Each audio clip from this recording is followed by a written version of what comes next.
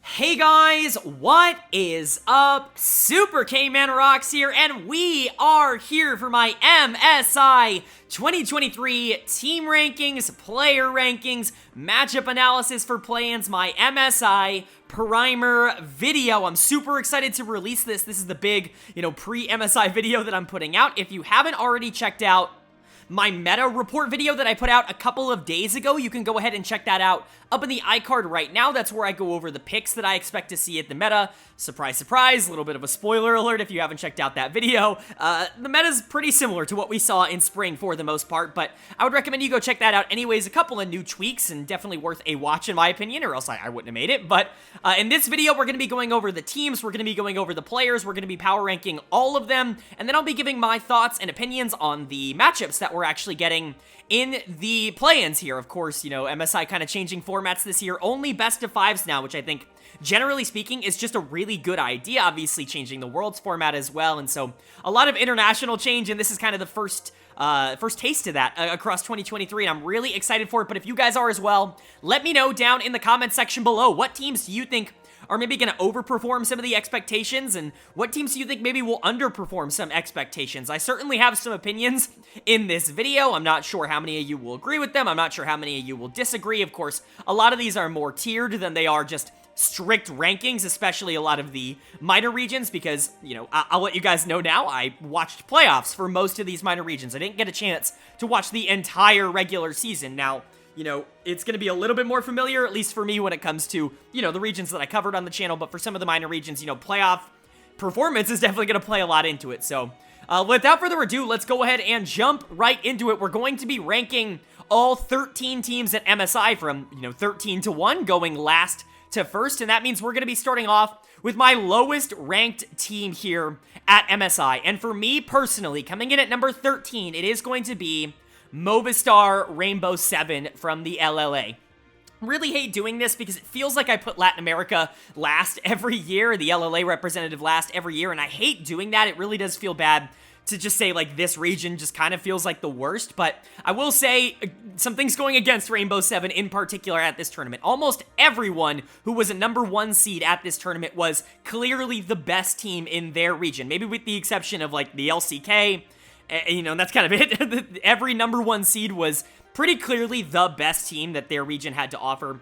R7 wasn't exactly that in the LLA, and this is the second time that's happened in the last, half a year, because you could have said the same thing about Isurus going back to Worlds last year. The playoffs were very volatile. Every team was kind of beating everybody, and R7 ends up being able to come out of the playoffs as the representatives, but, I'll kind of talk about why I'm a little bit lower on this team, and why I actually think there is some optimism, why I think this team is better than Isurus, who went to Worlds last year from the LLA, but why I'm just not necessarily sold that is going to be enough to push them over the top. Their lineup is looking like Bong in the top lane, Audi in the jungle, Mireu in the mid lane, Seo at AD carry, and Lions at support. Now, obviously, if I say any of these names wrong, I really do apologize. I had a lot of games to go through, so I watched a lot of these sped up. That means pronunciations might be wrong. I'm happy to be corrected down in the comment section below if any of you guys know, the correct pronunciations if I'm doing any of them wrong. But without further ado, let's jump into the analysis.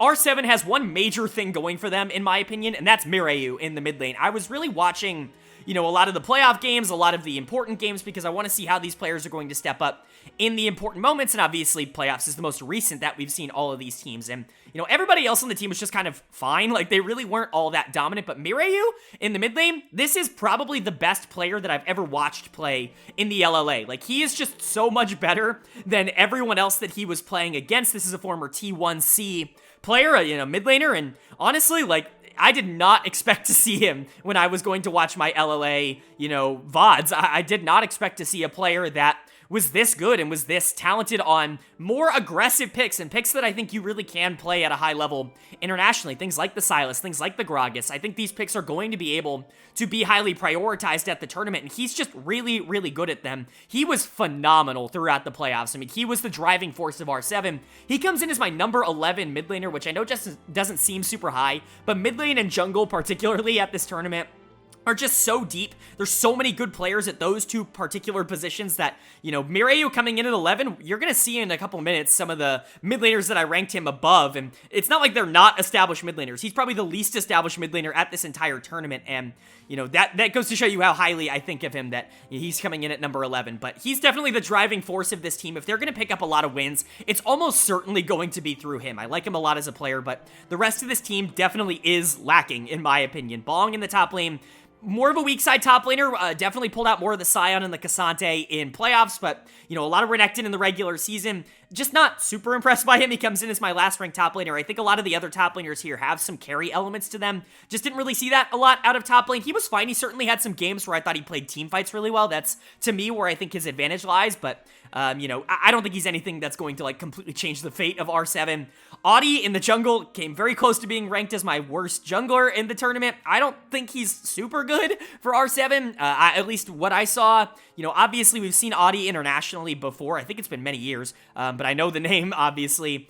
But he's very good for the meta right now. He's more of an engaged style jungler. He likes the Vi, he likes the Sedge. He's happy to bring those out, which is good. He's going to be more of that facilitator. He doesn't need to be the carry. He has good synergy with Mireyu in the mid lane, but outside of that, he wasn't a big part of what this R7 team was doing. I don't think he's necessarily going to be a massive strength. And then Seo and Lions, I'm just not super sold on. They weren't super carry oriented in the back half of the playoffs. They were fine, but I still think Mireyu is going to be kind of the focal point that they want to play through. Seo comes in as my last ranked AD carry. Lions comes in as my second to last ranked support. I just think this team, generally speaking, is relatively weak compared to a lot of the rest of the teams that are going to be here. I don't think a lot of people are going to hear that and be surprised. The LLA, unfortunately, just hasn't been all that good at international tournaments in the last few years, and I'm not predicting anything to really change here at MSI, but I will say, keep an eye out for this mid lane, because Mireyu is really, really good, and there could be some matchups, especially, if they get lucky in lower bracket, that Mireyu could actually kind of pop off and take some games for them. He really is that kind of player,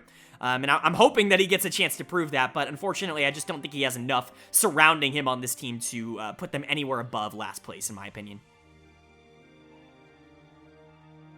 And then moving on to number 12 in my power rankings, we got number 13, unfortunately out of the way. So now we can move on to some teams that I think at the very least can be competitive and can be interesting at this tournament. And coming in at number 12, it's going to be a team that I think some people are going to be frustrated to see so low.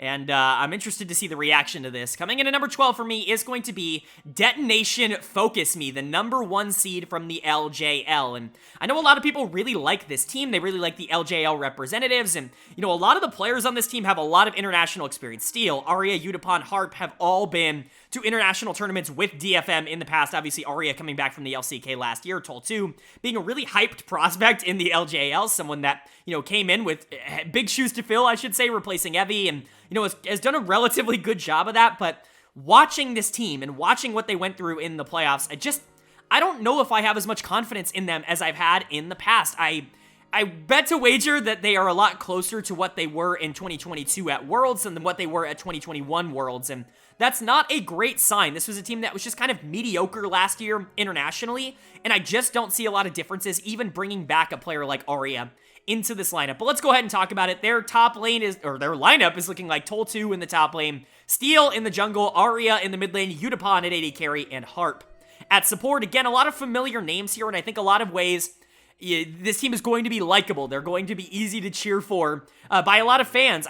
I'm a little bit worried about how they're going to fare against some of these more aggressive teams that are coming out right now, because to me, DFM is probably the most passive team at this tournament, or at least that's kind of how they have been in recent games. Let's go ahead and talk about it. We'll start with Tol2 in the top lane, because he is the new player on this team. Big prodigy coming out of Japan, really hasn't been given a lot of attention by a lot of the media and a lot of the people even in the LJL, and so really has a lot to prove, but definitely was more of a weak side top laner. Now, he definitely has a lot of skill. His Gragas was a lot of fun to watch, and he's really good on Cassante as well, but he really wasn't all that prioritized. His laning stats are just kind of they're just kind of there, right? Certainly not near the top of the LJL by any means, and that's fine. If he's going to play weak side, I'm not really expecting him to be this big dominating top laner, but I also don't think that he's going to separate himself from the pack here internationally. I do think that there are a couple minor region top laners that are just better than him in my opinion, but then you go to the more experienced players like Steel in the jungle that I think a lot of people are familiar with. He's good. He's a solid player. I think jungle is ridiculously deep this year, but I think Steel, out of of the junglers that are a little bit less established is probably the best. I think there's really only 3 of those at the tournament this year. Steel is probably at the top of that for me. Liked his Vi, liked his Maokai. They were picks that came out relatively frequently, and I think he did a good job. He knows how to play meta. He can be more aggressive, though. We've seen that in the past. I'm not super worried about Steel. Where I think some of the negativity for me with this team comes in is actually going to be in the mid lane. And I know that's kind of crazy to say. Arya coming back in from the LCK, from KT Rolster, reuniting here on DFM, a team that he's played with for a long time.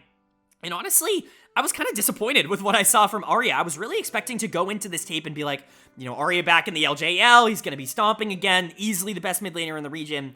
I just didn't really see that. He was a good player, but he really was not the focal point for DFM. I would say the focal point for the most part was Utapon, which we'll get into in a minute.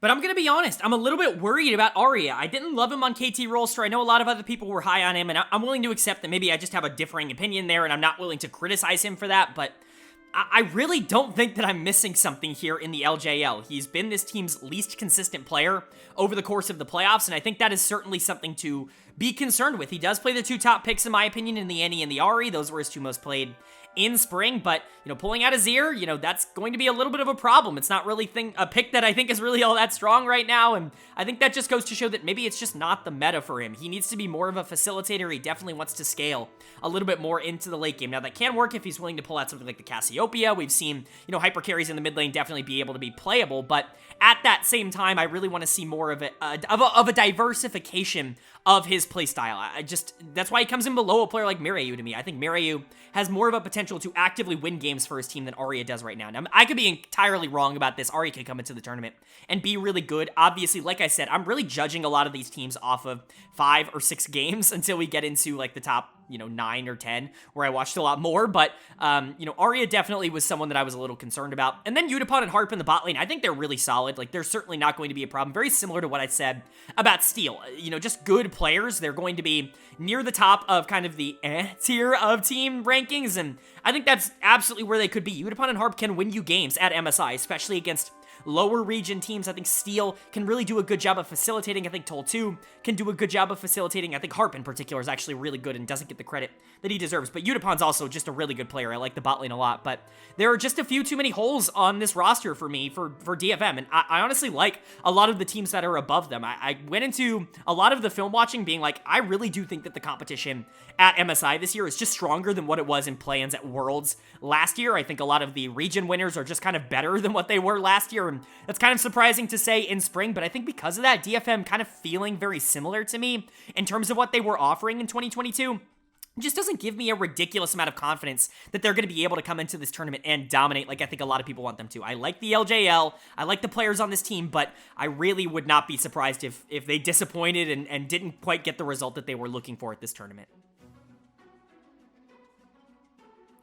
And then coming in at number 11 for me, moving into what I would consider the final team in this kind of lower tier of minor region teams. No offense to any of these teams here. I really do think that if you get to MSI, if you're the best team in your region, like, you're a good team and you can take games off of anybody in this tier and in any tier, you know, I would say in the 1 tier above you, but these are just the teams that I would expect to not be as competitive with maybe some of the upper tier teams in the play-in stage. And for me, coming in at number 11 and coming in at the top of that tier, it is going to be Loud from the CB LOL. I really like this team, guys. I know a lot of people are going to have DFM over Loud, but I can't do that. I think Loud is better, and I really, really wish that I could put this team higher than 11 because I think they deserve to be above bottom 3. I think that they have a lot going for them. They have a couple of players that I think are just super good, and I'll get into that, but I think maybe a little bit more so than some of the teams that are above them. Unfortunately, their weaknesses, I think, stand out just a tad bit more. But let's go ahead and talk about it. Their lineup is looking like Robo in the top lane, Croc in the jungle, Tinones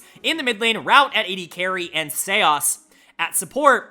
This team is so fun to watch. There really is no other way to put it. We learned that at Worlds last year, but I think even more so in spring. They were just a blast to watch play League of Legends. Very aggressive, moving around the map constantly. They really want to get that macro advantage. That's what Tinones likes to do. You can see it in the champions he plays. He's much more of a shove and roam type of player, and I think that's why they did so well last year and why I think they're a little bit better than a lot of the other teams in the CB LOL. Their macro is just a lot better, but they're really mechanically talented as well. I'm going to go ahead and talk about the players that I really like personally first, and that's going to be starting with Robo in the top lane, who I think had a really bad Worlds, or at least an up and down Worlds, I think is the way to put it, but this Loud team was very much overperforming expectations last year, and I think that Robo is a big reason why that has been able to continue. He's one of the very few carry top laners, I think, out of some of these lower teams at Worlds this year. I think he is someone who could genuinely make very quick work of some of the weaker top laners at this region. His mechanical skill is absolutely there. He likes to play these more aggressive picks, and really, he dominates on them. He was probably their best player in playoffs, or at least their most consistent. I don't really remember him having a bad game. Now, he's not always perfect like early and laning phases. He does often give up resources in order to try to make plays for the rest of his team, and so his gold numbers don't exactly look perfect, but just watching him in team fights, his positioning is really good, and he knows when to go in. He knows when he's allowed to be aggressive, and when he's willing to pull that trigger, oftentimes it goes really, really well. The other players that I think are just awesome on this team, well, the other player that I think is awesome on this team is Seos at support. I think this dude is actually cracked. Like, he is going to be a lot better than people give him credit for. I've seen people been, hyping him up on Twitter. I've seen people hyping up his ability to play engagers, enchanters, whatever you really need him to do. And then I went and watched the tape and I'm like, oh, all this hype was actually worth it. Like, he's a really, really good player. I have him coming in at number 9 in my support rankings. That's the highest of any team that's not from, spoiler alert, the highest of any team that's not from one of the top 4 regions. That's how good I think Seos is. I think that he is someone who actually could probably hold his own in a major region right now in terms of what he's able to do with the support position. A player I like a lot in lane and out of lane. And then him and Route, I think, have good chemistry together. Route's kind of their late game carry, their player that they want to dump a lot of insurance into. You can see that with the Xayah, the Aphelios, the Lucian, things like that. He can really do it all, and I think a lot of that's because Seos is really good in lane, and so Route can kind of mitigate, I would say, what is a little bit of a slower early game with his ability to team fight and position really well in the mid to late game. I like Route and Seos a lot. I think Loud's bot lane is going to be strong. I think Loud's top lane is going to be strong. Now, they do have to have a weakness, and for me, that's going to be jungle mid. And I want to preface this with, I do think that these players are good. I just think that they're going to maybe get outshined in a tournament where I think almost every other team at this tournament, like, that's their strength, is jungle mid. That's kind of been the meta. And so for Loud to have, some of their more passive players, I would say, at both of these roles, I'm not exactly sure that's going to go great. Tinones is someone who I feel more comfortable in. I like Tinones. He's not a carry player, and that's fine. He doesn't really have to be. He's not someone who's just going to sit there and scale up. He wants to play Talia. He wants to play Lissandra. That's the style that Loud likes to go to. They want to try to get robo advantages in the top lane. They want to try to get Seos moving around on the map and trying to make these macro plays. They want to get Tinones moving, and I think that's fine. That's why, I do have him at 13, but again, he comes in right below Arya. Like, it's really hard for me to rank him any higher than that. I think Tinones is a good player, and, it's just unfortunate that the mid lane pool at MSI is really good this year. I think he's probably the least dominant of all of them, and that's why he comes in at 13, but the player that I really am concerned about is going to be Croc in the jungle. I think very similar to what I was talking about with R7 at the bottom of these rankings. If you're a jungler that is struggling right now, that's not, it's not good. Like, this is not the meta to not have a great early game as a jungler, and I'm going to be a little bit concerned with what Croc is going to be able to do. I wasn't super sold with his consistency early in games in the CB lull. I think a lot of times he got bailed out by his laners just being ahead and being able to push up and kind of sacrifice their own lane to be able to help him, but, obviously if they're willing to do that at this tournament, it's still going to be fine. I just individually am a little bit worried about Croc, but when you've got players like Robo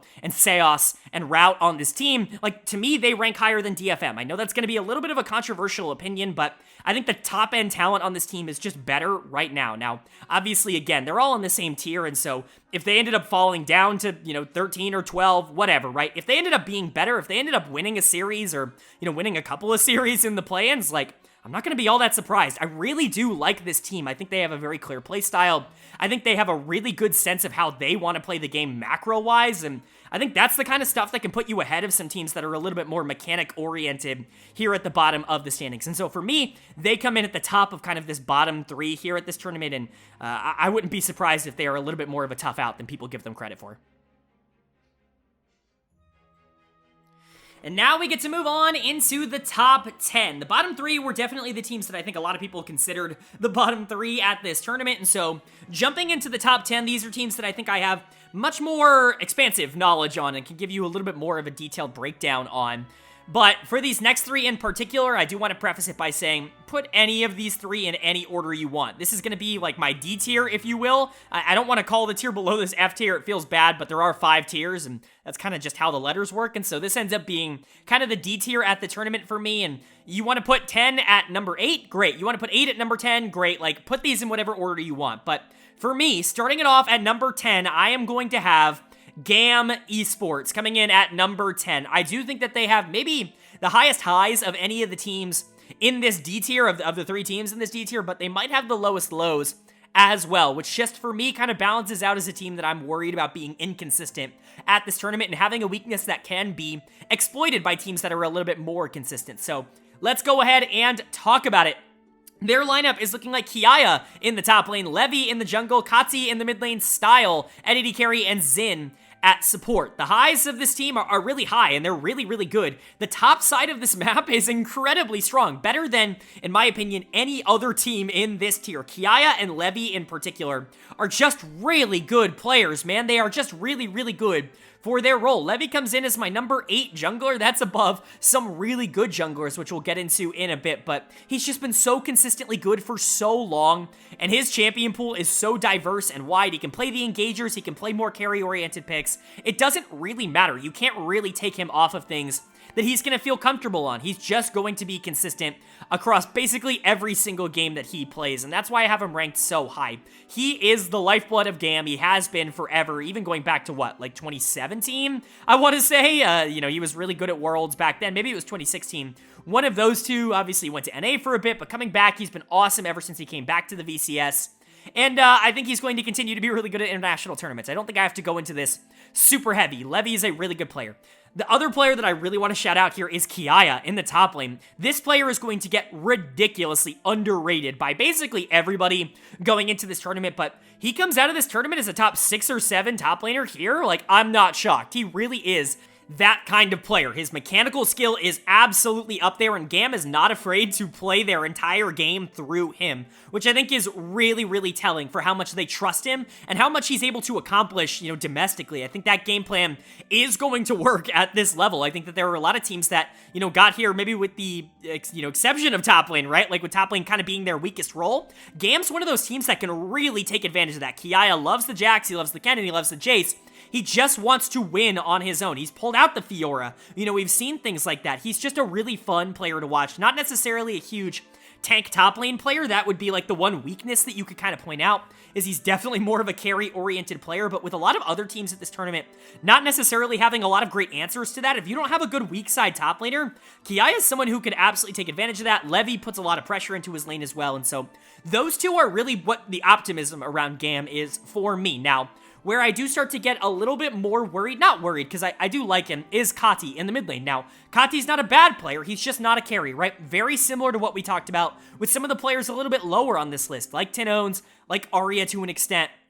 Kati is just one of those players that's going to pull out more supportive picks more often than not. They really do not like to play through mid lane. Levy spends so little time in the mid lane, less time than any other team in the entire, tournament here, mid lane, and I think Kati is definitely good enough to be able to manage that. I think he's definitely better than some of the mid laners that we talked about that have a similar playstyle lower in the tournament, but it doesn't mean that he's going to be gapping people in the mid lane, and I do think that his early laning phase can be taken advantage of, but if he can get out on the map, if they can play a little bit more for top side, with the Lissandra, with the Orianna, with the Ahri, things that like getting out on the map and moving around, I do think that Kati can absolutely make a difference that way, and that's why he comes in at number 10 and not lower, but I don't think he's a superstar in the mid lane. I think Kiaya and Levy have potential to be like some of the best players in their roles at the tournament, and I don't think Kati has that, but he's certainly not a negative. Now, where I get really concerned about GAM, where it really starts to go downhill for me, is the bot lane. Now, this is going to be the make or break lane for GAM, in my opinion, at this tournament. I don't really have a lot of concerns for the top side of the map. Kiaya, Levy are good. Kati's good enough. He's not going to be a problem. But Style and Xin, there is a very real possibility they are the worst bot lane at the tournament. And I truly do believe that. They were getting gapped in the VCS, and not that the VCS is bad. They're, kind of a 1.5 region, not a tier 2 region, if you will, but Style and Xin really are going to have to step up. Style was someone who I liked at Worlds last year, wasn't exactly super used to him, didn't really play a lot for GAM in the VCS, but finally got a full year here for them in 2023, and I don't think he's really looked like this big takeover threat. The Jinx has easily been their best pick over the course of the year, but Zeri's obviously something that they're going to feel comfortable going to. Late game hyper carries, if you notice, but Xin is also someone I'm concerned with. His early laning phase is just not good. Both of these bot laners' early laning phases are just not good. I actually have Xin ranked as the worst support in the tournament, which is not good. Like, again, I'm worried about this GAM bot lane. Hopefully, my concerns are all for nothing, because I do like the top side of this map a lot for GAM, and I think that they can create a lot of advantages there, but if Style and Xin don't step up, if they continue to be more of a negative for this team, I do think they're going to come in closer to 10 than they will to something like 8, and that's a really unfortunate finish. I do think you have so much talent on this team and a clear play style and, you know, the really good top-end players, but you hope that the consistency that you're going to be able to provide is going to be higher than what you were able to provide in playoffs. And that's just really where I stand on them. If bot lane can step up and be good enough to be, you know, as good as some of the other bot lanes that we're going to have in this D tier, they could absolutely get out of play-ins. Like, that is the high end for them here. But if they're not able to do that, I do think that they're going to struggle, even against some teams that, you know, on paper, they absolutely should beat. Because you look at a team like Loud, I think Loud is a better bot lane. You look at a team like DFM, I think DFM is a better bot lane. And so those are concerning matchups and concerning things to say. But again, you've got to have at least some faith in GAM, not only because of the performances that they've offered in recent years at international tournaments, but because of just how good the top side of the map is for them.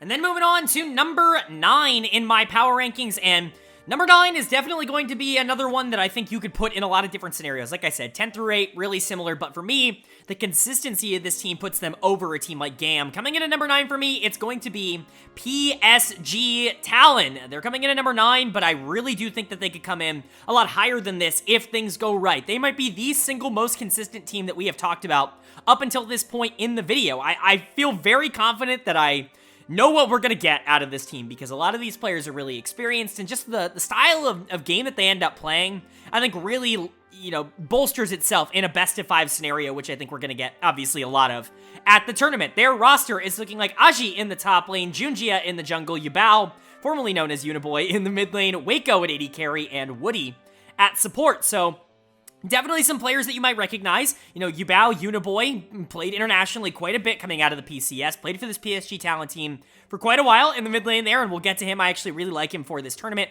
And then Junjia is someone who, you know, followers of this channel and followers of the LPL might remember. He played for EDG last year. He ended up coming in and replacing Jeje for a lot of the regular season. Actually did really well in his replacement. Jeje comes back in, kind of learns a lot of lessons from Junjia in the respect of what EDG kind of needed at that point, and then just was a better version of him. But Junjia is certainly a player that is interesting to see on PSG Talent and in the PCS in general, just kind of considering his career trajectory. And, you know, I'm not really surprised to see this team internationally. PSG is always going to be near the top of the PCS in general. Their toughest challenge wasn't even the finals. It really was the Oysters, who we all know are also a really, really fun team. But this team is actually very, very scary and very consistent. When you're looking at the stars, it's going to be the 3 members right in the middle of this graphic here. It's going to be Junjia, it's going to be Yubao, and it's going to be Waco. I think they are the 3 best players on this team, and I think they are going to be the 3 that really determine how far this team can go. Let's start with Junjia in the jungle, because I've talked about him a lot on this channel. Very controlled jungler, certainly not someone that's going to be super resource heavy. That's kind of his big advantage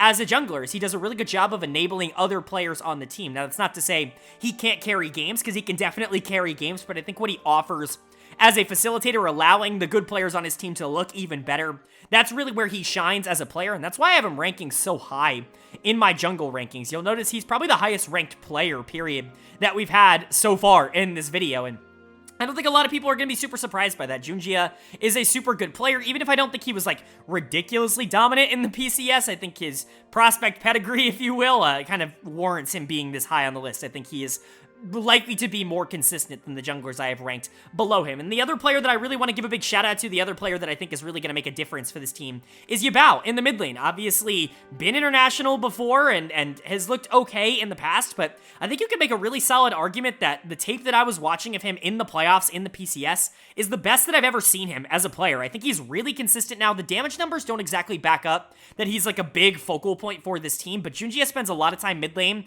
and Yubao just plays these champions that can and really take over the game. I know I was a little bit critical of other players playing Azir and, things like Ryze that aren't necessarily ridiculously meta right now, but when you're able to play these champions at a crazy high level, then I'm willing to give it a pass a little bit more.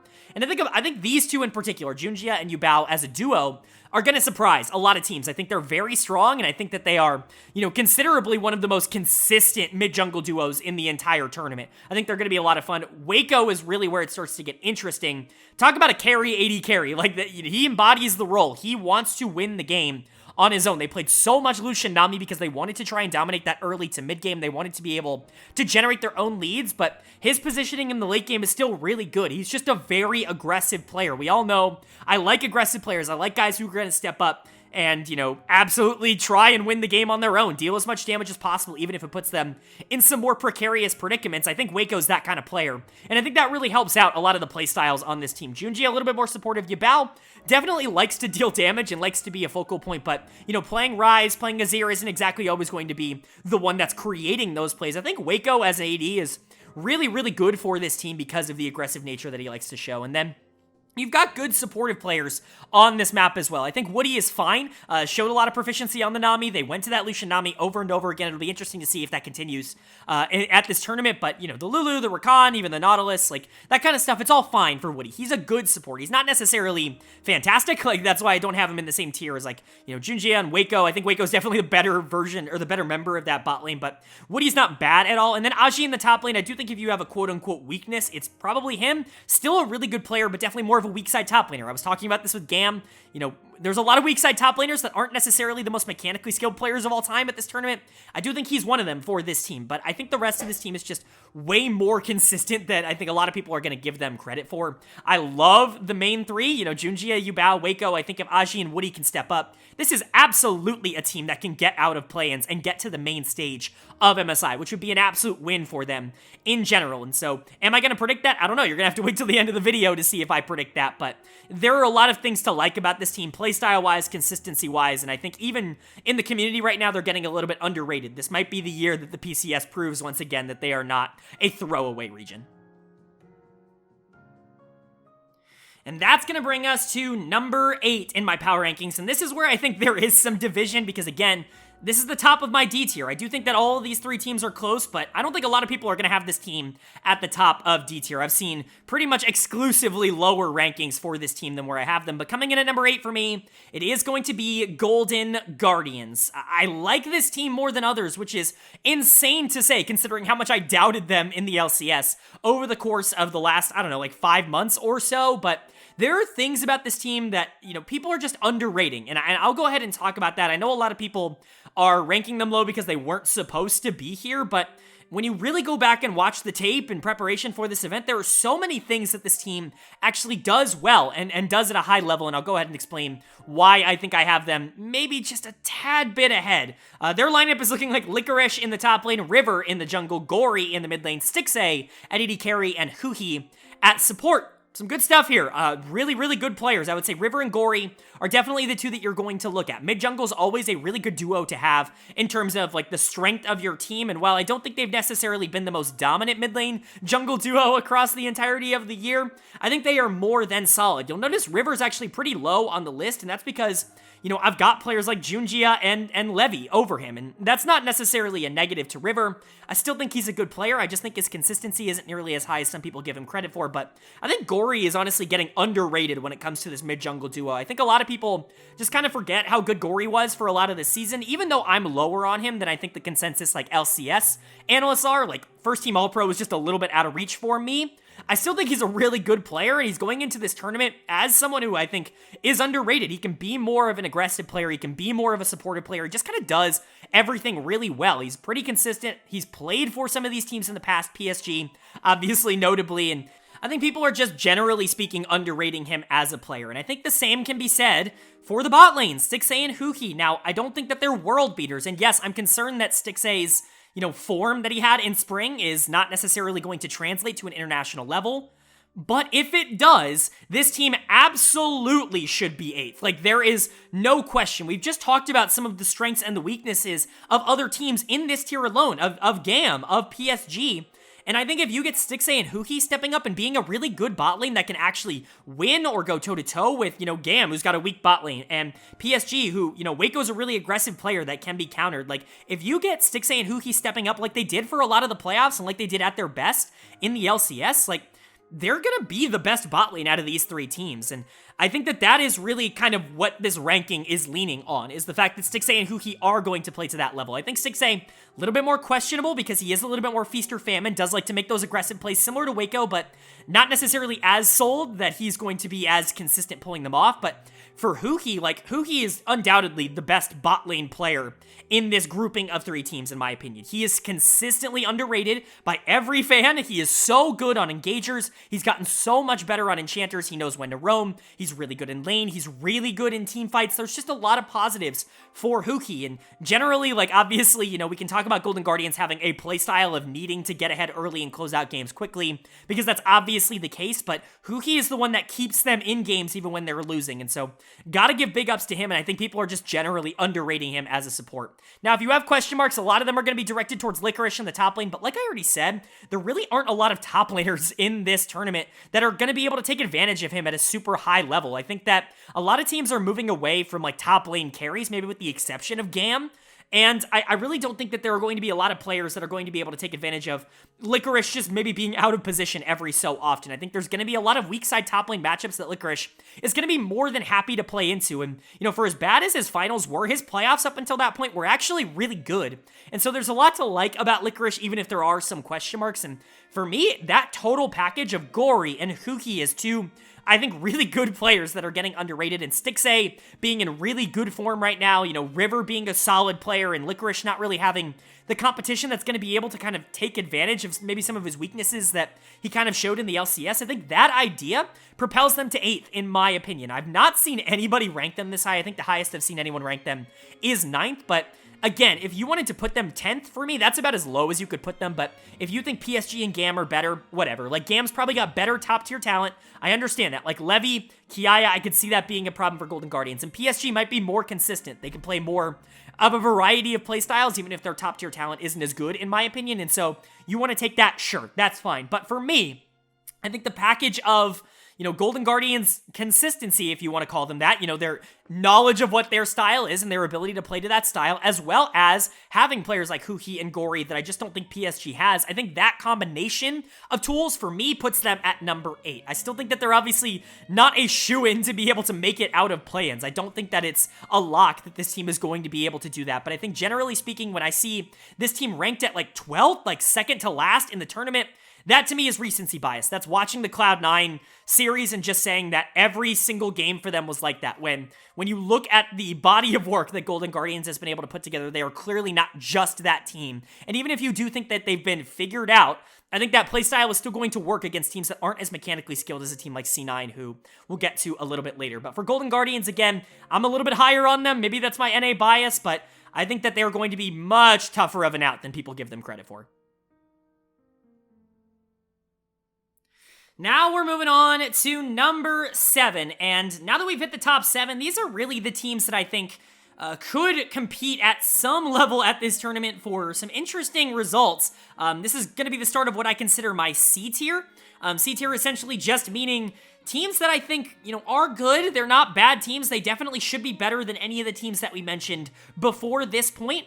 Maybe not going to compete with, like, the best teams in the entire world, but still good teams. But if they took games off of teams in the B tier or hell, even the A tier, I'm not going to be entirely shocked. They're just solid teams that I think have really solid players and I think have potential to go up, maybe some potential to go down, but high floor, okay ceiling, I guess is the point, the point of what I want to make here with C tier. So starting that off, coming in at number 7 for me, it is going to be G2 Esports, and some people might see this ranking as too low, and I do understand that. There are a couple of teams that are above them that I think G2 is going to place higher than, but, I'll go ahead and explain why I think this team has a few more question marks than maybe some of the teams I do have listed above them, especially in their own region, but let's go ahead and talk about it. I like G2 a lot. Their lineup is looking like Broken Blade in the top lane, Yike in the jungle, Caps in the mid lane, Hansama at AD carry, and Mickey X at support. There's a lot of positives and a lot of negatives when it comes to G2, especially in their form recently. Obviously, a lot of people are going to point to that series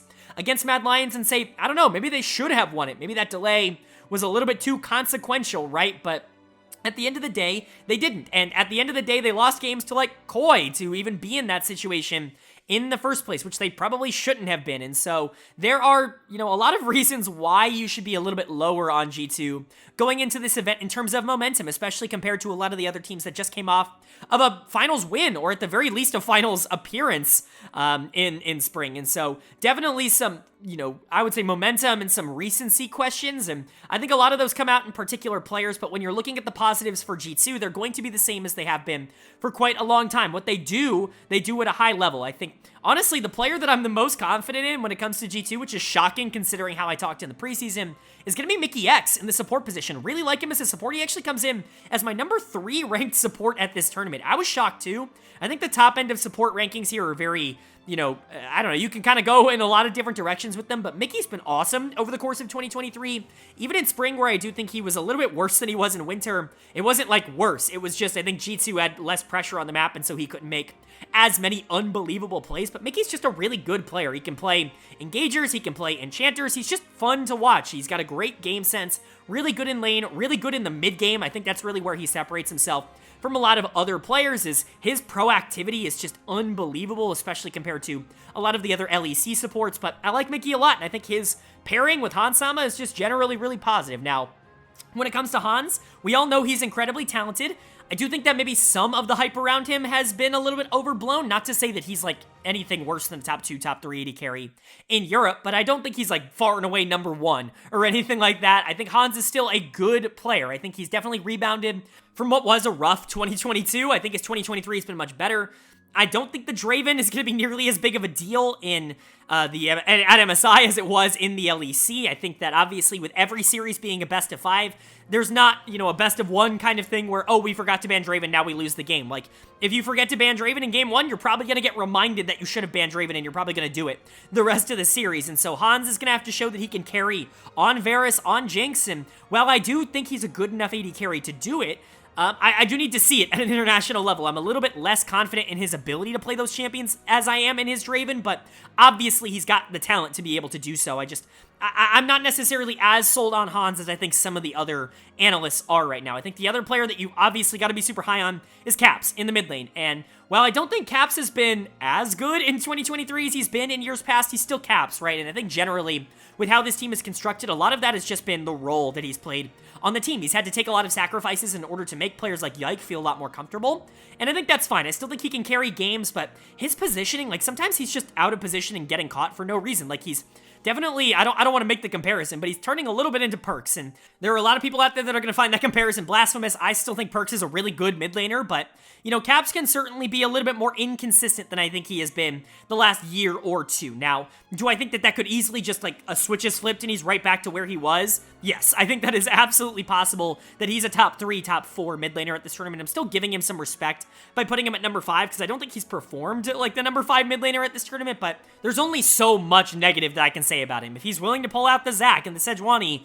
I think he's going to perform that well. It's mostly just been the carry-oriented picks that he's been a little bit more inconsistent on, but I still love the Cassio for this team and for him in particular. He's been awesome on the Jace and would be really interested to see that flex, and just generally I still think Caps is a good player, just maybe not the Caps that we've gotten used to as like a top 5 to 10 player in the world, right?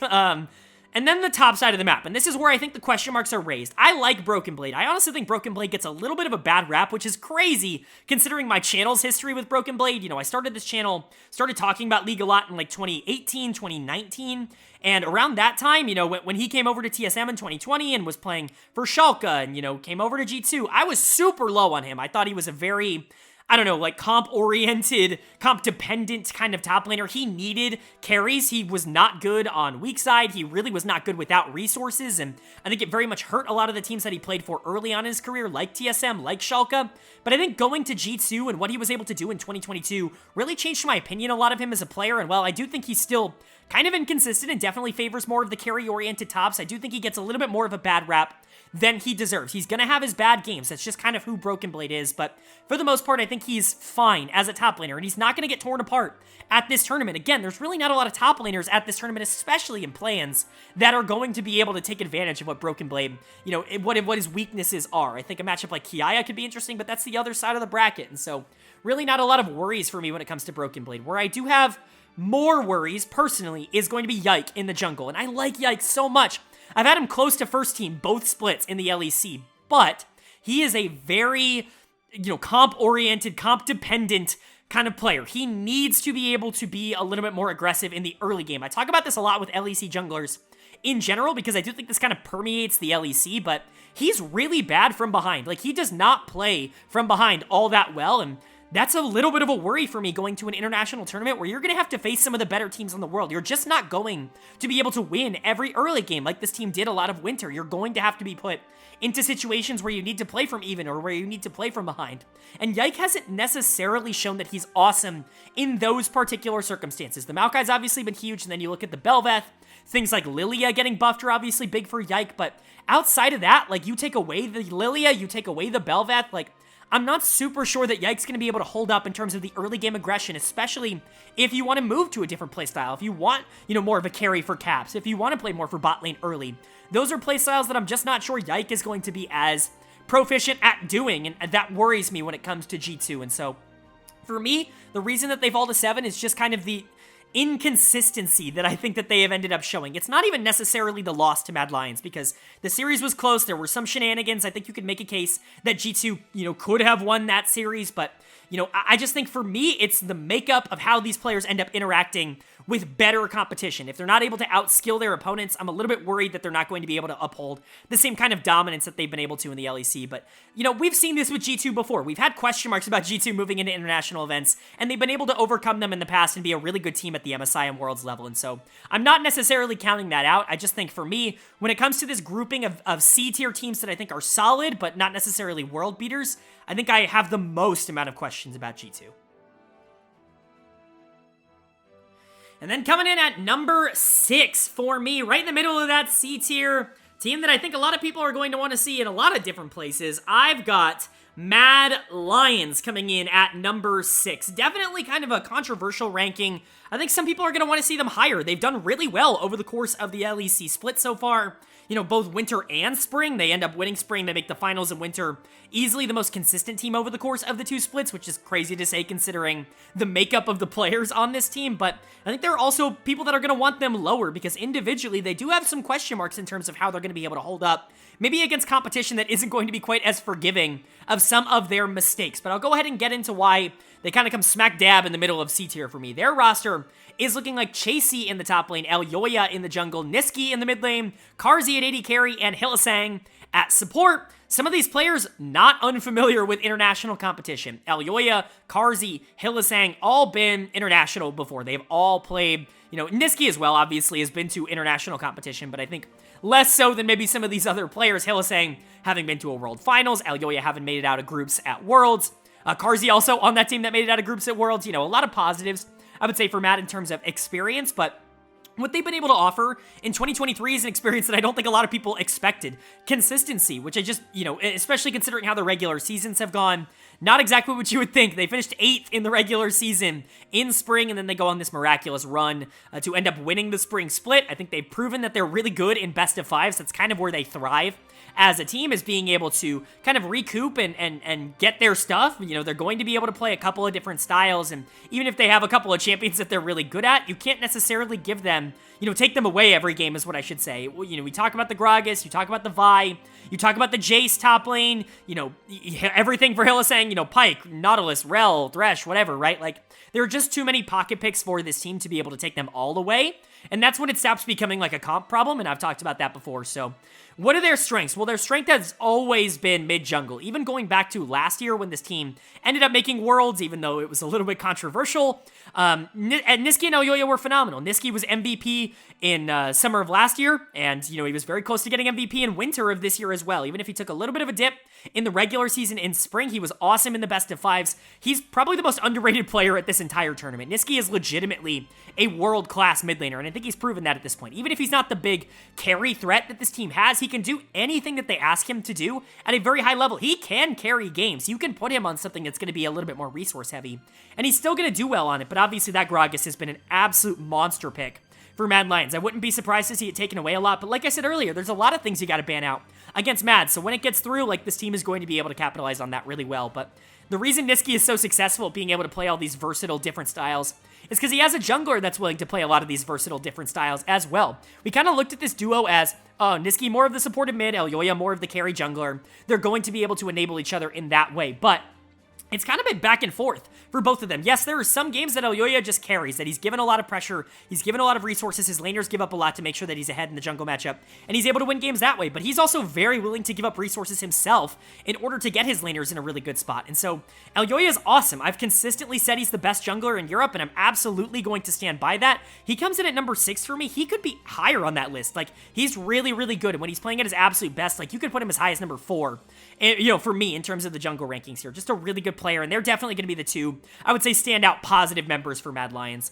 The other player that I think is just generally going to be positive for them is going to be Hylissang. And I know that's kind of weird to say because he can be very hit or miss, and he's had his bad games even over the course of 2023, but he's always been really good at international events, and that's kind of always been his plus, maybe with the exception of last year on Fnatic, but, outside of that, like, he's just been really good when the games are the most important, and I think that's going to continue here. He's just very aggressive. He can play those engagers at a super high level. You're not going to see a lot of enchanters, but that's fine. This team doesn't really like playing that style. Anyways, they don't really go for these, like, super late-game hyper carry picks. Like, yes, they like the Zeri. Yes, they'll play the Aphelios, but Xayah and Varus have definitely been their two most common AD carries, and that goes to show you that they much prefer to play for more early-game leads in the bot lane, and I think Hylissang, is a big reason for that. His early games are really good. He wants to get Carzzy ahead so that he can be a little bit more self-sufficient, so that he can start moving around on the map, getting aggressive vision placement, which he does better than almost anybody in the world, and then, being able to be a force just roaming around the map and trying to get picks. He's really good at that, and I think he's going to be really good at that at MSI. So Elyoya, Niski, Hylissang, definitely the standout members for me. That's where you get into the two members that are really going to make or break this run, I think, for Mad Lions, Chasey and Carzzy. Chasey, I'm really interested to talk about because the dichotomy between Chasey and best of ones and Chasey and best of fives is large. It's a very big difference. Chasey was easily the best player on this team throughout their playoff run. In their best of fives, he was unreal. So good on Cassante, on Jace, on Gnar, on whatever. Kennen, he had some great games on. Like, it just didn't matter. The dude was so dominant on their big playoff run, and that was the same in winter. He really stepped up his game when they got to the best of fives, when they got to the playoffs. He definitely feels like a big game kind of player, and I think that's huge for an MSI tournament where obviously pretty much every game is a big game, but, the consistency is definitely a worry. This is his first international event. This is his first year in a major region, and so there are definitely some question marks in terms of whether or not he's going to be able to hold up against the best top laners in the world, but if he can keep that momentum, like, Matt's going to be scary. If he can be better than this 7th ranked, top laner, like, they're going to be an absolutely terrifying prospect to have to face. And then there's Carzzy, and it's really hard to talk about Carzzy at international level because I have no idea what you're going to get out of him. He was really good in the playoff run as well, a lot more consistent than he has been, but man, I mean, he's a coin flip. That's just what you're going to get. The most aggressive AD carry at this tournament, maybe with the exception of Elk, who obviously we'll get to in a little bit, but Carzzy's just terrifying to have to play into because he's going to run up on you. He's going to try to 1v1 you. He's going to try to 1v2 you at times, and he's going to die a lot for it, but sometimes he's going to create so much pressure that the enemy team falls behind just inherently because of it. It's going to be interesting to see if that pressure is going to be adapted to by the teams they end up going into the best of fives, or if Carzzy is going to take that step back, kind of like he did in the playoff run. I think that his performance is obviously going to be massive. Him and Hilly have really good chemistry together, and I think even though they weren't perfect in the regular season, they really adapted and really became like the best version of themselves in the playoffs. And so if we get that playoff version of Mad Lions, which is very possible considering, they got that playoff version in best of fives, I think there's a real world in which this team outperforms this number 6 ranking. They could be the best Western team at this tournament, and that's not entirely out of the realm of possibility, but there is just a few question marks. Chasey's got to be able to do it. Carzzy's got to be able to do it. Hylissang has to not have those bad games, and Niski's got to look like the same kind of, facilitating presence. Elyoya, I'm not really worried about at all. I think he's going to be fine at an international level, but Mad in general is just a really interesting team to try to project here at MSI, but I, for one, am definitely leaning more towards the side of them being good rather than bad. And then moving on to number 5 and the top of my C tier. I'm definitely going to get called a homer for this one, but I'll go ahead and explain why, obviously, in just a second. Number 5 for me is going to be Cloud9. They come in as the best Western team at this tournament, and I do think that they are the best team in the West right now. And I know that that's going to be a controversial statement because it's North America, and it's because North America hasn't exactly performed at a super high level in recent years, especially top seeds coming out of the tournament. But for me, there are a lot of things going right for Cloud9 and a lot of reasons to like this team. They were incredibly dominant in terms of the LCS, easily the best team in the entire region. It really wasn't even all that close by the time we hit the end of the playoffs. And then I also just think that when you compare them to a lot of the teams that are in this tier, you know, G2 and MAD, I think that they clearly have the best top-end talent of any of those teams in terms of where they are at right now. So let's go ahead and get into it. Their roster is looking like Fudge in the top lane, Blabber in the jungle, Eminus in the mid lane, Berserker at AD carry, and Sven at support. And I gotta start it off with the claim I already made, that I think that their top-end talent is just better than the other teams here. I love Elyoya. You know, you can talk about Caps and Mickey being awesome for G2, but for me, when you look at these three teams, the combination of Blabber and Berserker is the most talented duo that any of these teams have. And, you know, I know that might be controversial. I know some people are going to say that that's absolutely insane, but dude, I mean, they are so good. They are so much better than everyone that they play against in a region that, you know, you can criticize the top ends of what NA has done internationally recently, but I don't mean to be a homer when I say this. The middle, like the second and third and fourth seeds from NA and EU have been basically identical in terms of performance over the last 2 years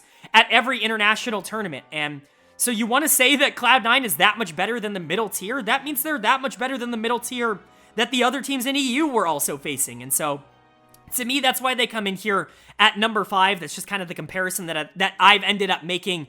When you talk about Blabber, I know I'm super high on Blabber. I know I've been super high on Blabber his entire career, but this is the best endemic North American player of all time. And I don't even think it's really all that close. When he is at his best, he is close to a top 5, top 8-ish jungler in the world. Like, when he is playing his style and it's working and, you know, he's not making stupid plays for no reason and he's not falling behind by being anti-proactive, when he does his thing, he is a top 5 to 8 jungler in the world, in my opinion. Like, he really dominates like that. Even at international events, we've seen it internationally as well. Even if it hasn't been consistent, we've seen him play games against good teams and just completely gap them. And so, do I know that we're going to get that the whole of MSI? No, but I have to give him the respect of putting him super high in these rankings, because when it does work out, it's unstoppable. Like, he is just right up there with almost any other jungler at this tournament. He is a little bit below, like, the top tier, in my opinion, because there were some really freaking good junglers at this tournament, but he deserves to be mentioned in that same conversation as, like, the mid-tier junglers, as Elyoya, as June, who we'll get to, right? He's just as good, if not better than them, and he actually comes in above both of those guys in my player rankings. And then Berserker, I mean, the dude is cracked. Like, mechanically speaking, he is one of the most talented ADCs at this tournament. There are a lot of really good ADCs in the top echelon of this tournament, and Berserker just comes in right below them, in my opinion. I think he's easily the best AD carry in the West. I don't even think that that's arguable, in my opinion. I think Prince, you know, is in the conversation, and, you know, whoever you want to put in EU, nobody's really been able to separate themselves. Crowny's had a good year, Hans is good, but, like, Berserker, mechanically speaking, is just kind of on a different level. Now, he does make some mental mistakes every once in a while, and his early laning phase isn't, like, perfect. Like, they're not the most dominant early laning phase bot, but when it comes to the mid game and when it comes to team fighting, like, there's no ADC at this level of teams that I would take over Berserker. And those two players, that's the reason why this team ends up ranking at number 5. Not to say the rest of the team is bad, because I'll get into it. I like a lot of the rest of these players, and they've definitely shown it on tape, but Blabber and Berserker, to me, are just kind of a different level of strong, and I think that they're going to be able to prove that at MSI. The other player that I really want to give a shout out to, and I hope that he's going to be able to prove it internationally this year, is Fudge in the top lane. I think Fudge, honestly, at this point, can be considered underrated. He didn't really get talked about all that much towards the back half of the season, and to me, he absolutely should have been in the MVP conversation, and he just wasn't. Again, I understand why. I don't think he had the most dominant second half of the season. I think he was so good over the first half that we honestly kind of forgot how good he was, and I think he was really good in the playoffs as well. But Fudge can do it all. If you need him to carry, he can do that. You know, obviously, the memes of Fudge Fiora at international level is a little bit of a troll right now, but I do think he's going to have the chance to maybe redeem himself. I think he's better than he was last year, but the Sion and the Cassante were massive picks for this team, especially down the stretch, and, you know, he can play, you know, Kennen. He can play Malphite. he can kind of bring out these more team fight oriented picks as well if they need him to do that. And so I just generally like Fudge, and I think he's going to prove a lot of people wrong at this tournament, if his, current year form is to be believed.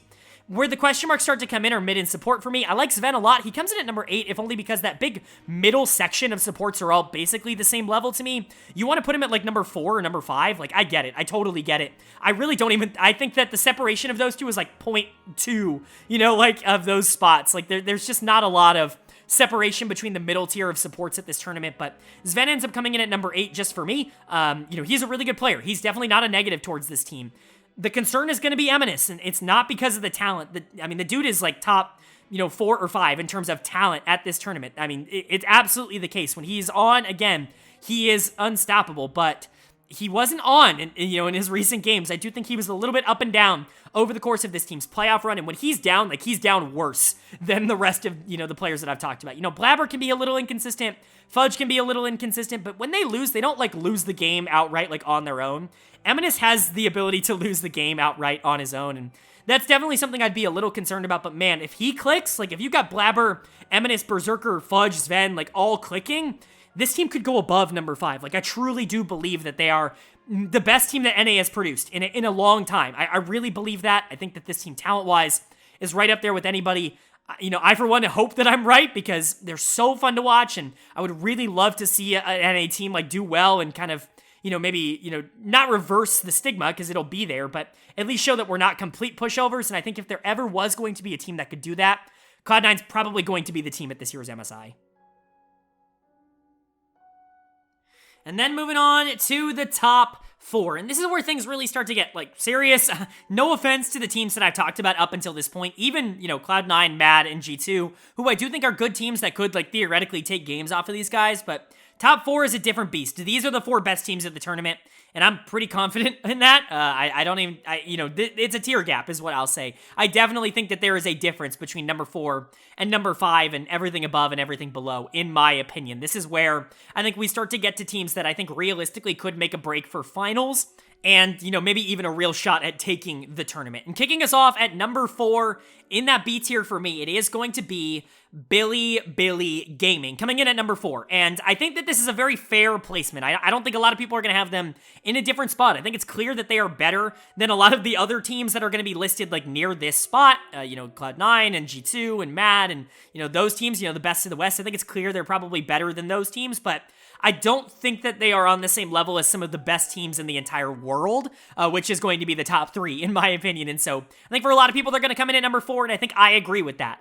Their lineup is looking like Bin in the top lane, June in the jungle, Yagao in the mid lane, Elk at AD carry, and On at support. A lot of positives to take away from this team. The mechanical skill of some of the players that they are throwing out there is massive, and a lot of them are in really good form. You can't talk about BLG without first mentioning just how freaking good Elk is in the bot lane. It is insane, but this is going to be his first international tournament ever for how good he has been for quite a long time, whether that be as Xiaomeng on WE or when he switched over to Elk on WE and missing out on Worlds in 2021, and then going over to Ultra Prime and getting completely elo held all of 2022. He's now back on a team that can actually play around him, and he has been completely unlocked. He might be the most aggressive AD carry in the world, and it absolutely is to his benefit. He is, one of the most mechanically skilled ADC players that I've watched over the past couple of years, and I think I'm very much willing to say at this point that he's a top 3, top 4, top 5 at worst, AD carry in the world. That's where we're at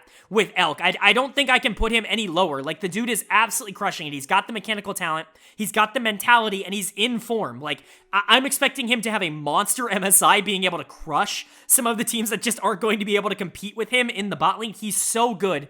I think his synergy with On definitely helps a lot. I've always been pro On comparatively to, I think, a lot of other analysts. Some people talk about his ups and downs, and while he is relatively inconsistent, what I compare him to is Hylissang in the East, a slightly better version of Hylissang, if you will. He's definitely going to have his downs, but he is also going to have his ups.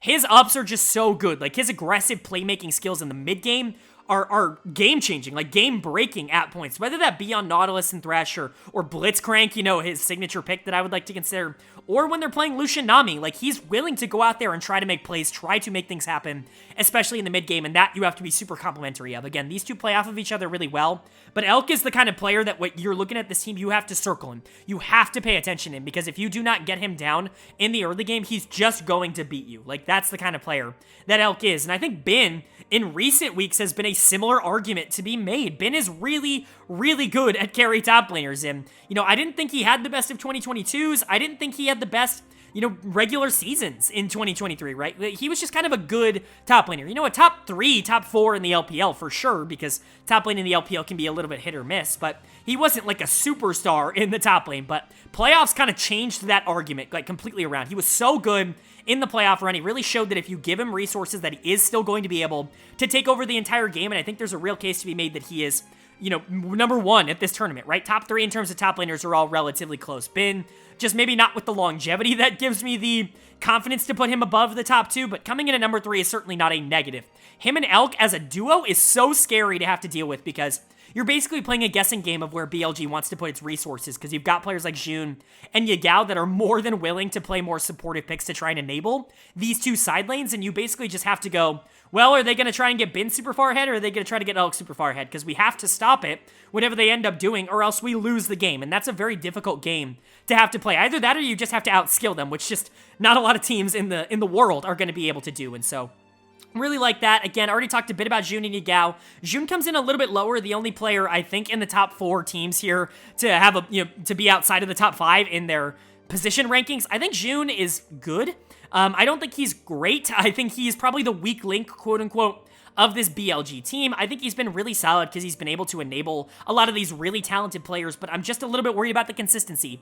I do think the meta's really good for him. Nidalee is a little bit back in meta here, and that's always good for Jun. Even something like Lilia, I think is going to be super positive for him, and, you know, obviously those are some picks that I think a lot of people associate him with, but the Vi was absolutely monstrous for this team over the course of the season, and I expect that to continue to be massive. And then Yagao, we all know what Yagao is. He is a supportive, facilitating mid laner, and he's arguably the single best of that archetype in the entire world. He's really good at making everyone else on his team look infinitely better, and I don't think that's going to change at all here at MSI. He was big in their playoff run. You know, you're seeing a lot of Ryze, Galio, Talia. Like, yes, he played a lot of these, but he was willing to pull out some more, you know, carry-oriented picks, and I think that's really what unlocked BLG. He's just a very explosive player that still doesn't get the credit that he deserves from a, you know, legacy perspective, but I think he's going to have another really good tournament here. And so when you're looking at a team with Bin and Elk and Yagao, and then complemented by Jun and On, players that I do think can absolutely enable some top tier play, like BLG absolutely has to be in the top 4.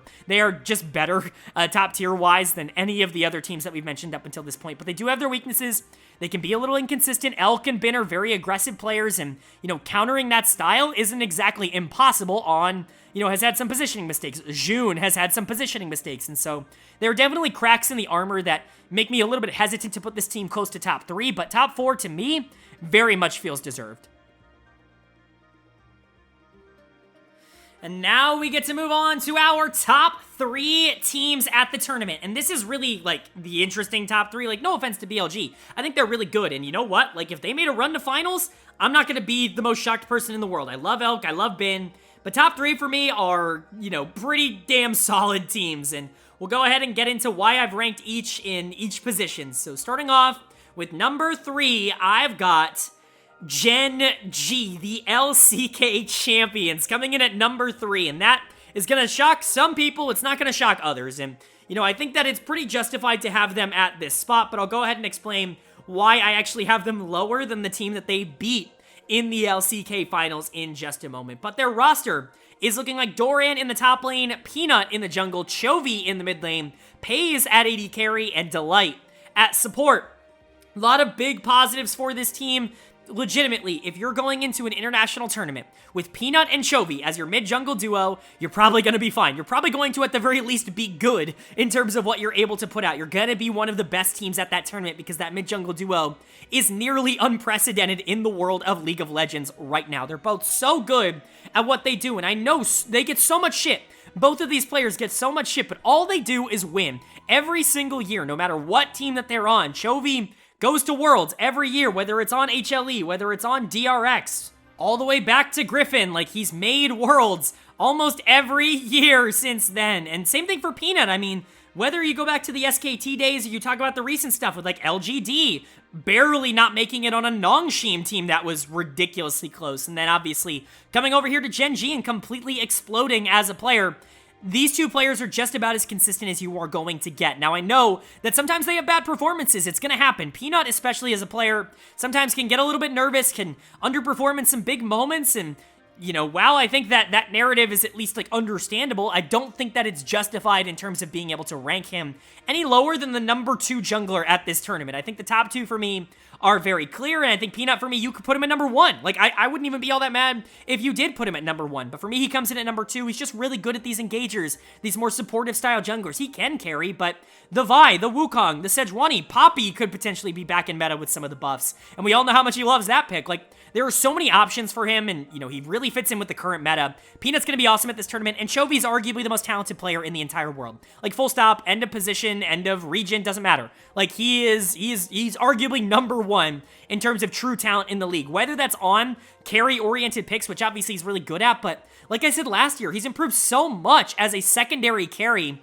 that I don't worry about him not getting resources anymore. The only times that we run into, you know, the Chovy problems that a lot of people outline online of him maybe farming a bit too much is when Gen G is in a position where clearly he feels like he's the only strong one on the team and he has to be the one to carry the game. That's maybe where sometimes his brain can go, okay, well, now I have to farm. I have to get as strong as possible so that when I do fight, I can 1v9.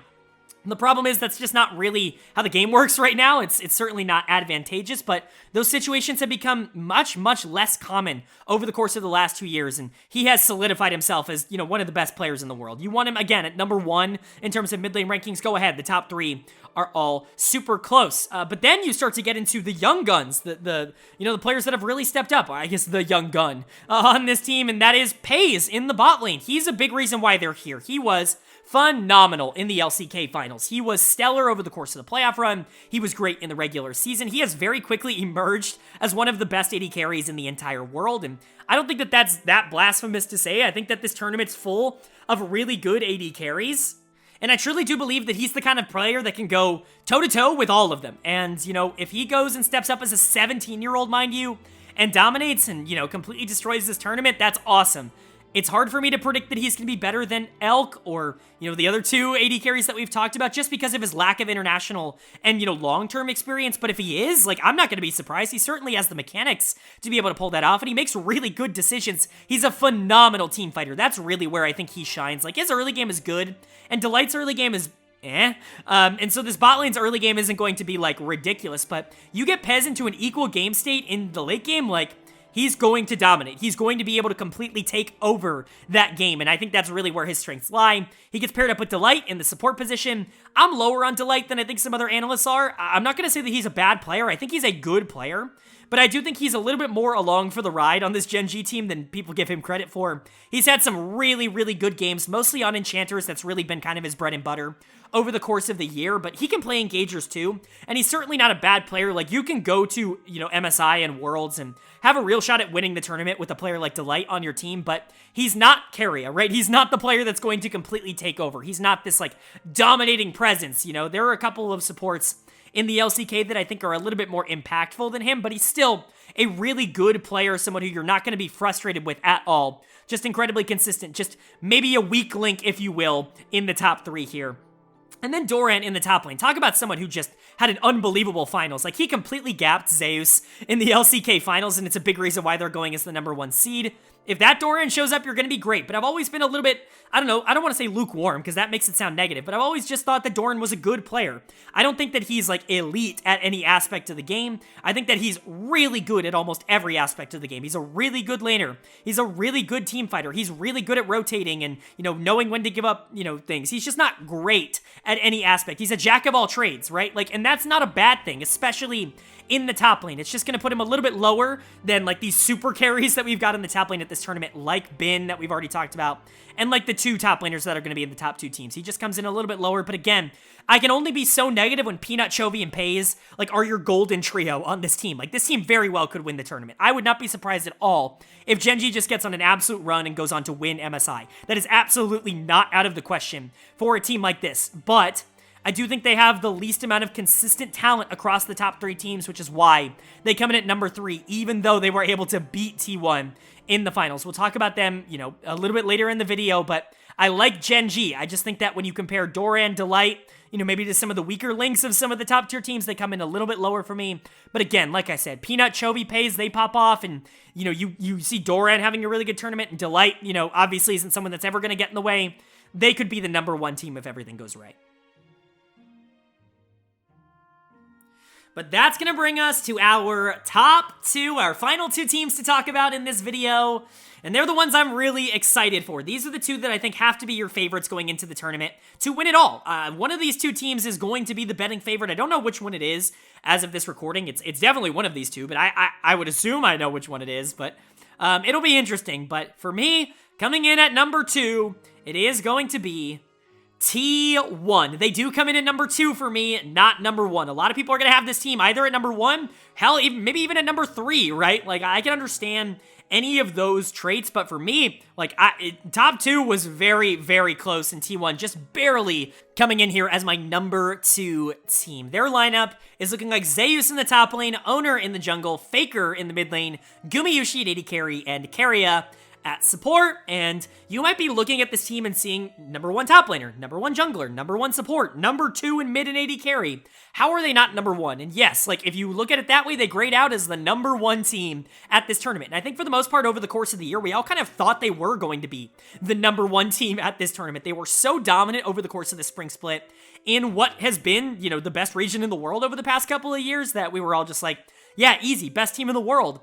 And then finals happened, and they kind of got outclassed by Gen G, and that's a little bit concerning. Now, 1 series is not enough for me to throw out, you know, an entire year's worth of tape and film and analysis, and, you know, I say that every year, and yet still people seem to, you know, kind of put a lot of importance on those. I know, obviously, you know, you do your own analysis, you value the things that you want to value, but for me, I'm going to value the large sample size more than the small sample size. That's just kind of how I end up working. If you want to say that playoff games should have significantly more value, then great, you know, go ahead. And honestly, I kind of, you know, to an extent agree with that, which is why T1 does come in at number 2 here, because they couldn't get the job done in the LCK finals. But when you're talking about a team that I would expect, if you played that series, you know, 10 times, I would probably expect them to win that 7 or 6 times out of 10. Like, they would probably win that series more often than not. They just didn't get it done on that day, and, you know, that's unfortunate for them. Credit to Gen G, not to take anything away from them. You still have to be a good enough team to beat T1 even on their off day, but it was a little bit of an off day, and I just don't know how many of those T1 is going to have. And so let's go ahead and talk about it. They've got the best player in the world at the current moment, in my opinion, which is Keria in the support position. I don't even think it's really all that controversial to say that Keria is the best player in the world. He has completely reinvented how people play League of Legends in 2023, and he has done it at a level that nobody else has been able to do it. AD carries in the bot lane, you know, was a really big meta for a while, and you can thank Keria for that. Obviously, he wasn't the only one who was bringing it out, but he was certainly the one doing it the best, and he was the one that was executing on it at a super high level. And, you know, just because that's not meta anymore, people are like, oh, well, his crazy gimmick is gone. Have we all forgotten that Keria has been like a top 1 or 2 support in the world for like 3 years in a row now, and he's just kind of emerged this year as the best player in the world? Like, it's not like this was an average player that's turned into a great player. This was a great player that's turned into one of the best players, and that is a trajectory that I'm absolutely willing to get behind. And, you know, his Nami's just better than everybody else in the world. It's like, I've talked about that a lot. Lucian Nami is just not something you can give this T1 bot lane. You basically have to ban it out every single game because of how good these two are on it, but you know, the Varus and the Caitlyn and the Ashe, like, they're a double flex. And you look at, you know, Caitlyn Lux was massive for this team. Being able to dominate in the lane phase early was big for T1 because they know they're going to be able to generate strengths elsewhere. And if you isolate the 2v2 for the bot lane, they're going to be fine. Gumayushi, I think a lot of people look at as quote unquote the weak link of the team, but that was clearly not proven true in the playoffs, where I think you could make a case he was the best player on this team in the playoff run, especially in the finals that they ended up losing. He's just an incredibly solid ADC. He doesn't need resources in order to be an incredibly efficient player. He's maybe the best early game AD carry in the entire world. His laning phase is incredibly unmatched, and that is shown off by the champions that he is willing to pull out and play. You know, the Lucian, the Varus, the Caitlyn, like these are his most played champions for a reason. It's because T1 really trusts his ability to generate leads early if left on an island, and he's been able to do it incredibly consistently. I think he's arguably a top, 3 AD carry in the world. I think he's definitely in that area somewhere. For me, he comes in at number 2 at this tournament. And then you look at the top side of the map, Faker just had maybe his best year of all time, and that's kind of insane to say. Not year, split, I should say, but he just had maybe his best split of all time. Like, do we want to let that sink in for a second? It's Faker, it's the GOAT, and he's playing at a super high level. He comes in at number 2 just because, we'll talk about number 1 in a second. I'm just super high on one player in particular, but Faker's as good as anybody in the world right now. He was top 3 in MVP voting for me in the LCK, and he can play whatever. The Gragas, obviously his classic pick from back in the day, but the Kassadin, the Azir, he wants to scale. Great. You want him on Orianna? You want him on something like that? Great. He can do that. Doesn't matter. Like, you want him on Talia? You want him shoving and roaming? Great. He can do that. It doesn't really matter at all. He plays it all at a super high level, and he's going to be an incredibly big asset for this team. I would argue Faker's in better form now than he was when this team went to World Finals last year. And then we get to the more controversial rankings. Zeus and Owner both coming in at number 1 for me. I think some people are definitely not going to want to see Zeus in particular at number 1 just because of how bad of a finals he had and kind of the reputation that he's gained for not being a big game player, but I need to see it over a larger sample size to truly believe it. Yes, he wasn't great at MSI, but he was really good at Worlds, and, he wasn't great in the finals, but he was really good up until that point at that tournament. Even in the series that were a little bit more, contested, he dominated JDG at Worlds last year, which was a lot of fun to watch, and, outside of that one series against Genji this year, he was the best top laner in the world, and so I'm going to lean on that a little bit more. Now, if he has a bad MSI, we're going to start raising some question marks. But for now, until proven otherwise, Zeus is the best top laner in the world because he's the most talented top laner in the world. He's just got to be able to show it. It's the consistency with him, not the ability. And then for Owner, to me, it's not questionable. He's the best jungler in the world right now. His ability to win at every stage of the game from any, position is just absurd, right? Like, generating consistent early game leads on any champion, check. Being able to play from behind if somehow, some way the enemy team does get off some really good early game, check. Being able to let his laners, sacrifice, being able to take resources from his laners in order to, carry the game himself, check. Being able to sacrifice resources himself to let his laners carry the game, check. Like, every single box, he checks. He does everything well. And I think T1 has an absolute steal of a jungler here. When you look at this on paper, they look like the best team in the world, and it's really hard for me to argue anything else. It's why they come in top 2. It's why they come in top tier. But for me, it was that loss in the finals. I just need to see them rebound. There were a couple questions, again, about this team's ability to perform in the clutch. They've, lost a bunch of finals in a row now. Go back to MSI finals last year, then, LCK finals in summer, then World finals, and now LCK finals in spring. They've lost a bunch of finals in a row, and obviously, you would expect a team like this to be able to break that streak, but for me, they come in at number 2 just until proven otherwise. But man, if there was ever a team to be high on, just, to buy low on, somehow, some way, we've gotten to that point with T1. And then coming in at number 1 in my power rankings, you know who it is. It's the only team left that I haven't talked about. My favorite team in the world right now.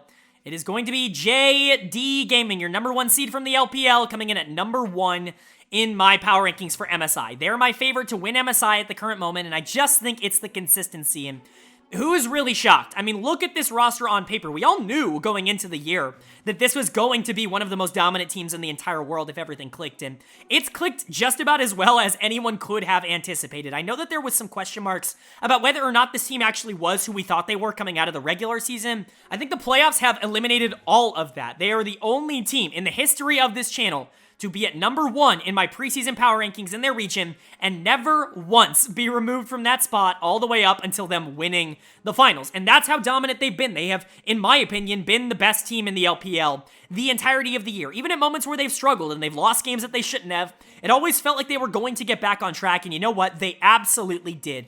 Their lineup is looking like 3-6-9 in the top lane, Kanavi in the jungle, Knight in the mid lane, Ruler at AD carry, and Missing at support. I mean, what do you want me to say? Like, 369 comes in at number 2 in terms of my top lane rankings, but you could absolutely put him at number 1, especially in terms of the form right now. He was awesome in finals against BLG. He was just kind of better than Bin, who talked a lot of trash on him going into that series, and it was a lot of fun to watch. Kanavi hasn't exactly been the most explosive jungler that we've kind of known him as over the course of the last few years, but the things that he does super well, he still does at a very high level. His jungle pathing is still arguably better than anybody else's in the entire world, and his early game control is still fantastic. He's just not carrying in the same way because he's got Knight and Ruler as his 2 carry positions. Knight, in my opinion, the best mid laner in the world right now. Ruler, in my opinion, the best AD carry in the world right now, and so kind of a pretty dangerous duo to have at those 2 positions, and then missing right up there with Keria for one of the best supports in the entire world. It's just a dominant team, and on paper, you might be looking and saying, well, T1 might be better on paper, and I do understand that, but the cohesion that JD Game has been able to generate over the course of the year, they're actually really good in the mid game, and that's just not something that I can say about a lot of the other teams at this tournament. You want to talk about the advantages. Knight and Ruler have so rarely lost lane, and Ruler's the best mid-game AD carry of all time. I'm willing to say that. There's just nobody who does what he is able to do. Like, I know it's a different game than what it was in, like, some of the other, like, top AD carries primes, but you want to compare him to a player like Deft, who I think is in the conversation for GOAT AD carry. It's just not comparable mid-game wise. Like, the mid-game of Ruler is just untouchable. He is so good in that part of the game, and the skirmishes, being able to generate macro advantages by pretty much always being in the right spot with the rest of his team and, actively directing the rest of his team around him. He's just so good at that. And a lot of teams at this tournament, quite frankly, are really bad at that part of the game. And I think he's going to be able to take advantage of that. And then Knight, I talked about Chovy maybe being the most talented player in the world. Knight is right there with him. Like, Knight can beat anybody, period. He's the best Syndra, no question. He's been the best Jace in 2023, no question. He's just that good. Like, the dude just wins. And it doesn't matter what he plays. Like, yes, he's great on his main champions, but he's great on basically everything else as well. I love Knight. I've loved him forever. He gets a lot of bad press, again, for no reason. And, people just love to hate on players that are really good because you got to have some sort of parity in the league community. That's just kind of always how it's been. But those 2 players, for me, you're not going to hear me say a bad word about them. Like, do they have weaknesses? Some, but they're mostly things that are overcome consistently by this team, and they're certainly not things that other teams don't also struggle with. So Knight and Ruler, I feel confident about. 369, when he's locked in, when he's loaded, he's awesome. He's a great weak side top, but he can also carry just a very versatile top laner. Can do whatever you ask him to do. Is he the best top laner in the world? In my opinion, no. But I think a lot of people would say yes, and that makes me feel even more comfortable putting this team at number 1. And then Kanavi and Missing have been great facilitating pieces. Kanavi, obviously, last year I called him the 2nd best jungler in the world behind Peanut. This year, he's fallen a little bit further on those rankings, if only just because he has certainly not been the focal point of what this JD Gaming team wants to do, but that sentence alone should tell you just how good this team is when Kanavi can take a little bit more of a backseat to enable his laners. Like, that's absolutely massive and a pretty insane thing to say. He's still that kind of jungler that can take over. His Lee Sin still absolutely has to be feared, and his early game is absolutely mesmerizing, but his late game engages have gotten a lot better, in my opinion. He's a more complete player than he was last year, even if his high moments aren't quite as good. And then Missing at the support position. I'm actually higher on Missing this year than I was last year as well. Whether it be on the enchanters, I mean mostly enchanters, but he's good on engagers as well. He just can kind of do it all, and that's really it for JDG. They don't have a weakness or a clear one in my mind because they're just so consistent. Like, I guess if they don't outskill their opponents nearly as hard, maybe they'll run into some issues, but I honestly predict them to still be able to outskill most of their opponents, even on this stage. They outskilled BLG in the finals really, really hard, and who's to say they can't do that against Genji? Who's to say they can't do that against even T1? Like, that's the kind of upside that this team has. They're currently my pick and my favorite to go and win MSI, and honestly, I think they're going to be a lot of other people's as well.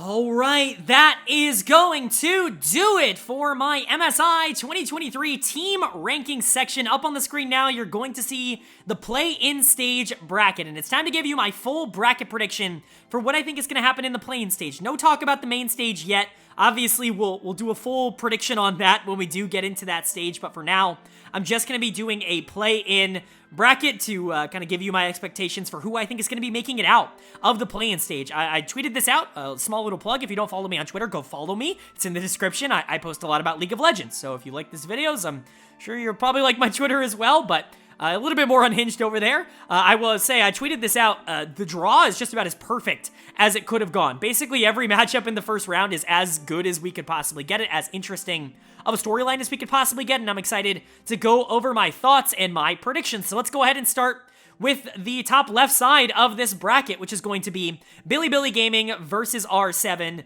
And this is going to be no surprise. BLG is going to obliterate this series. I don't think a lot of people are going to predict anything else. I think R7 might be the worst team in this tournament, and I think BLG is easily the best team in play-ins. I think this is a pretty, no-brainer matchup. BLG is going to have a pretty easy shot to at least get into that second stage here. They're going to be moving on, but then on the lower side of that same bracket, Golden Guardians versus GAM Esports. What a matchup. About as interesting as you can get here in round number 1, in my opinion. I have Golden Guardians rated higher, but GAM, matchup-wise, is really interesting.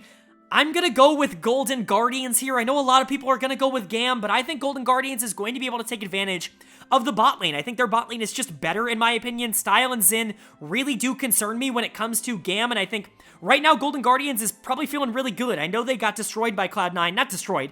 I know they lost the finals to Cloud9 in the LCS, but I think they're going to go into this tournament with a bit of momentum, a bit of expectation, and a bit of confidence, and I think that's really going to help them out at the beginning. They haven't lost that yet, and so I feel pretty confident about them being able to pick up the win, although I will say it's going to be an incredibly close series. If GAM won this, I would not be surprised even in the slightest. These are the same tier of teams to me. I really just think it just comes down to matchup. So that's round 1 on the left side. On the right side, you've got G2 versus Loud. Love this. Love Europe versus Brazil. Always some fun games, as we saw with Fnatic versus Loud at the Play-ins of Worlds last year. But for me, it's going to be G2. They're just the better team. As much as I love Loud, and as much as I really do think that in a lot of circumstances, I think Loud is being underrated, they're just not going to be on the same level as a team like G2, in my opinion, and I think they're going to be able to get by relatively easily. G2's just a lot of fun, and Loud's going to move down to lower bracket. And then we've got PSG taking on Detonation Focus Me. And I'm going to go PSG on this one. Like I said, I'm pretty low on DFM, especially compared to a lot of the other teams at this tournament. And I like PSG a lot. I think they're very consistent. I think they're very fun to watch. And I think against a team where they're just kind of going to be able to play their style and just kind of be able to outpace and outplay their enemy, they're going to be able to advance. And that's what I think this matchup with DFM is. So we've got our 2 upper bracket finals, but let's go ahead and talk about the lower bracket first to see who's going to be moving on to those matchups. Starting on the left side, we have R7 taking on GAM. And this is another pretty easy one for me. I'm going to have GAM moving on here. R7, to me, the weakest team at the tournament. I do like Mireyu in the mid lane. I think he's a really interesting prospect in that mid lane, but it's just not going to be enough to overcome that top side of the map. For me, with GAM, I think they're just going to be able to outclass them there. And I don't think the bot lane weakness is going to be nearly as exposed against a team like R7. So GAM moves on pretty confident for me. And then other side, we've got Loud versus DFM. Really, really fun matchup here. Brazil versus Japan, 2 regions that I think have been pretty similar in terms of results over the past 2 years or so. I have Loud moving on here. I think they're the better team. A lot of people are going to tell you that this is DFM, but after watching Loud, I'm very high on them, and I think that they're going to be able to beat DFM. I think they're the better team, and I think they're going to be moving on here. Now, DFM could absolutely win this. Maybe I'm underestimating what this team is going to be able to do. Maybe, a lot of veterans on that team are going to be able to step up and make that international experience a little bit better, but I love Loud, and Vamos Brazil, I think they move on in this series. And then when you look at the winners finals here, the winner of these 2 series are going to be moving on. They're the top 2 seeds moving on out of play-in, starting with BLG versus Golden Guardians. For me, another pretty easy matchup. BLG is going to be able to take this. They're really not going to run into a lot of trouble. I think they clear everybody on their side of the bracket super easily. And for me, BLG is just going to have a pretty easy path to getting into the main stage. Not that they would have, really struggled in any situation, but I think especially with the draw that they ended up getting, they're pretty much going to breeze here. And I don't think Golden Guardians is going to be able to hold up against a team like BLG.